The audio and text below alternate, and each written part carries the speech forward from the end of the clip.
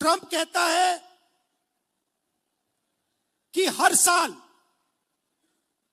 हिंदुस्तान को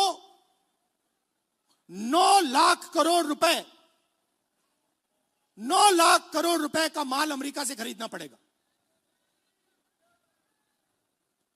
5 साल के लिए।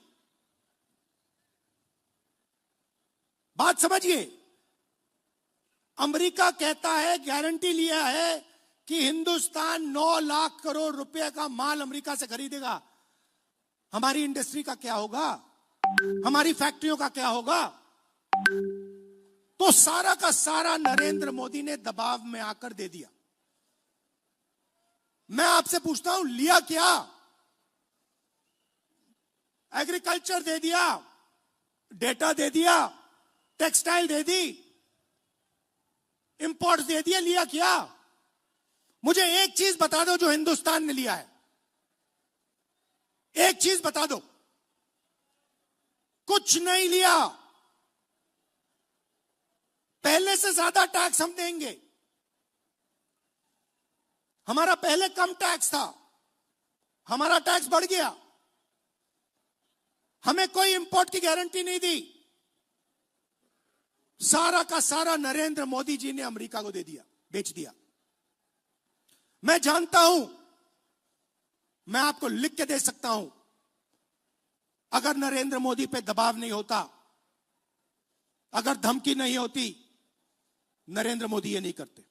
के मामले में फंसे हुए हैं, कंप्रोमाइज है। सवाल तो ये भी खड़ा हो रहा है ना, जो अंकल मोदी जी किसके साथ दे, ईरान का दे या इजराइल का दे? क्योंकि मोदी जी का दोस्ती अमेरिका से भी है, डोनाल्ड ट्रंप साहब से भी, और डोनाल्ड ट्रंप खुलेआम जो इजराइल का समर्थन कर रहे हैं। आप बहुत से लोगों को सुनेंगे तो सारे लोग जो जितने भी सेना अध्यक्ष, जो तमाम जो पूर्वी लोग हैं, वो लोग कह रहे हैं कि भाई अमेरिका कभी हमारा दोस्त था ही नहीं, हमेशा से दुश्मन है।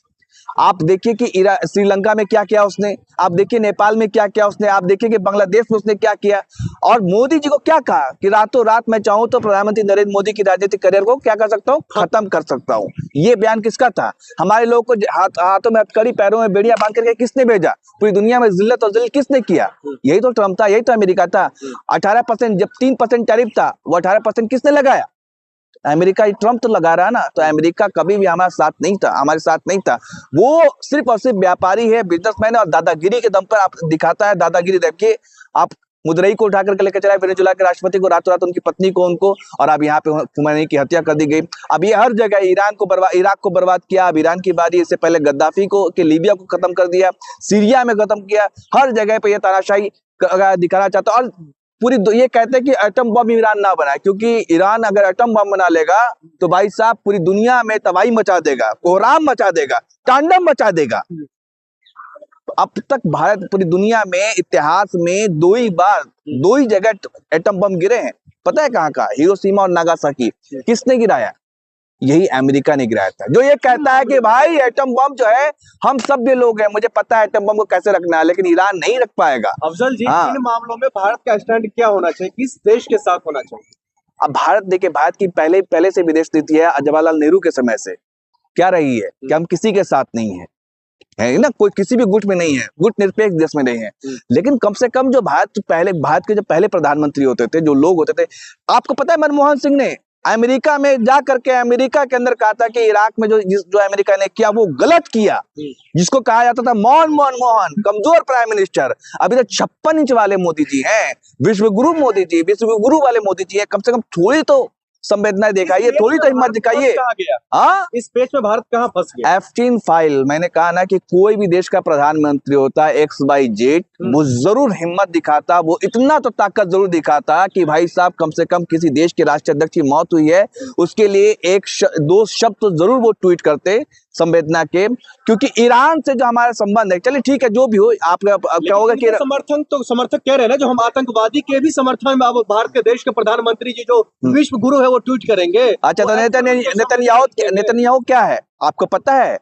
इंटरनेशनल कोर्ट ने क्या कहा? उसको वारंट है, अपराधी है, जिसने बच्चों का कातिल है, ये नेतन्याहू कातिल है। उसके ऊपर जो वारंट है इंटरनेशनल कोर्ट का, बल्कि खामनेई साहब के ऊपर नहीं था। इनके ऊपर था, तो वो क्या है भाई साहब, जाकर के गले मिल रहे हैं, गलवैया कर रहे हैं, और झुनझुना लॉलीपॉप जो उनको मॉडल दिया गया है। इजराइल में सबसे शर्मनाक तो ये बात है कि इजराइल में ऐसी कोई परंपरा ही नहीं थी मेडल की। ये सबसे शर्मनाक बात है कि मोदी जी को कैसे लॉलीपॉप मतलब दिया गया, कैसे झांसा देकर के जो उल्लू बनाया गया है कि इजराइल में ऐसी कोई परंपरा ही नहीं देने थी, मतलब मेडल देने की, और ये दिखाया गया कि मोदी जी को जो है दे दिया गया भाई इजराइल। और वहां के आपका बताऊं, अमेरिका के एक टीवी चैनल ने इतना शर्मनाक बयान दिया है, इतना शर्मनाक बयान दिया है अमेरिका, आप लोगों ने शायद देखा होगा वो वीडियो, कि मोदी ने अपना क्या कर दिया है, मैं वो शब्द इस्तेमाल नहीं करना चाहता, इस तरीके से उस न्यूज अमेरिका के टीवी न्यूज एंकर ने ये कहा कि मोदी जी ने अपने पैर फैला दिए हैं लेकिन इजराइल के सामने। लेकिन ये अवार्ड मिलना, देश विदेशी नीति पर बातचीत, अरे भाई तो करके बताना, यही तो विश्व गुरु की पहचान है, जो मोदी जी है। उनके समर्थक कहते हैं जो देश के प्रधानमंत्री जी मोदी जी जो है वो विश्व गुरु है। अच्छा, पापा तो यूक्रेन और रूस का वॉर रुकवा देते थे, तो अभी कहाँ है, लोग मर रहे हैं। वो तो शांति चाहते हैं ना भाई साहब, कि देश में अमन हो, शांति हो, चैन हो। हाँ, पूरी दुनिया यही तो हम लोग चाहते हैं ना। तो कहाँ अभी चले गए मोदी जी, आइए ना वॉर रुकवाने के लिए। बच्चों के स्कूल पे बम गिराया जा रहा है, बमबारी हो रही है, हमारे दो जवान भी, हमारे दो लोग भी शहीद हो गए। क्यों नहीं है, क्यों मौन है, क्यों खामोश है, क्यों चुप्पी साधे हुए?